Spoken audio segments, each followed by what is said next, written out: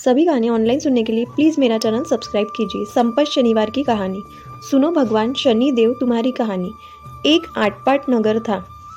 वहाँ एक गरीब ब्राह्मण रहता था। उसके 3 बहुएं थी। बारिश के दिन वह जल्दी उठता था और सुबह ही भोजन करके खेत पर जाता था।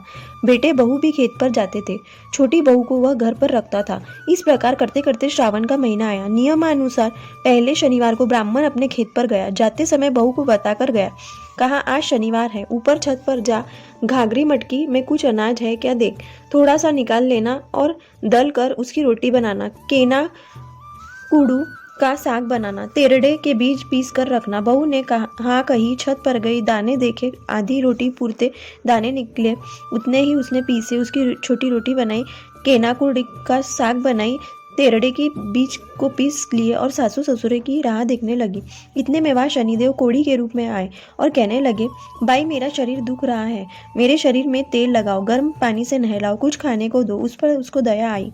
हाँ करके घर में गई, तेल के 4 बूंद लिए, उसके शरीर पर लगाया, पीसा हुआ बीज लगाकर गर्म गर्म पानी से नहलाया, रोटी खाने को दी, उसकी आत्मा को संतुष्ट किया। वैसे ही कोड़ी के आशीर्वाद दिया और कहा, तुम्हें कभी भी किसी चीज की कमी नहीं रहेगी, और अदृश्य हो गए। बाद में कुछ देर से सासू ससुरा जेठ जेठानी घर आए।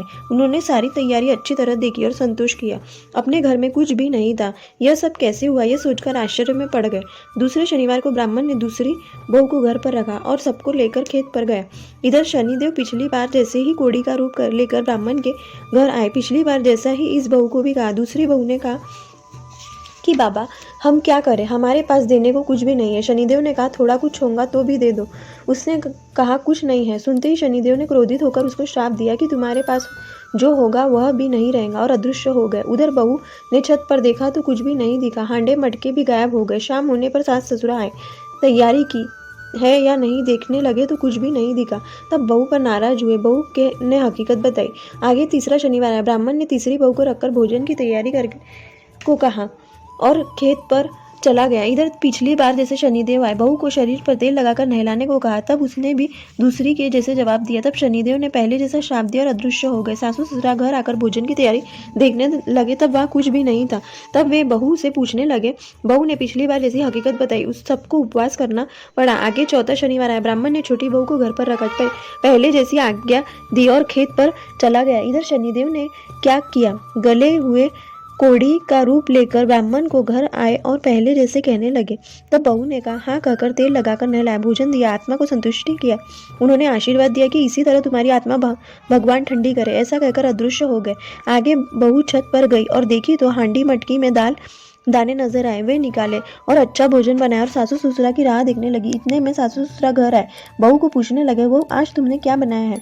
बहू ने कहा, सब तैयारी है, नहाने के को तेल है, भाजी है। तब उन्हें बहुत खुशी हुई। अपने कुछ नहीं था, फिर भी यह सब कहाँ आया, ऐसा उन्होंने पूछा। तब उसने कोड़ी की बात बताई और दिया हुआ आशीर्वाद बताया।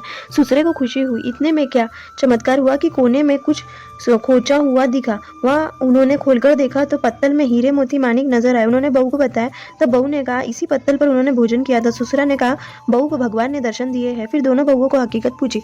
तब उन्होंने कहा कि 2 बार वह कोड़ी आया था, लेकिन हमने कुछ नहीं दिया। उसको क्रोध आया और उसने कहा, तुम्हारे पास कुछ नहीं रहेगा। ऐसा कहते ही सब खत्म हो गया। इसलिए 2 शनिवार आपको उपवास करना पड़ा। फिर ससुरे ने शनिदेव की पूजा की और बहू को आशीर्वाद दिया। हे शनिदेव, जैसे उन पर प्रसन्न हुए उसी प्रकार हम तुम पर होवे। खोटी की खरी अधूरी की पूरी करना। Please subscribe to my channel.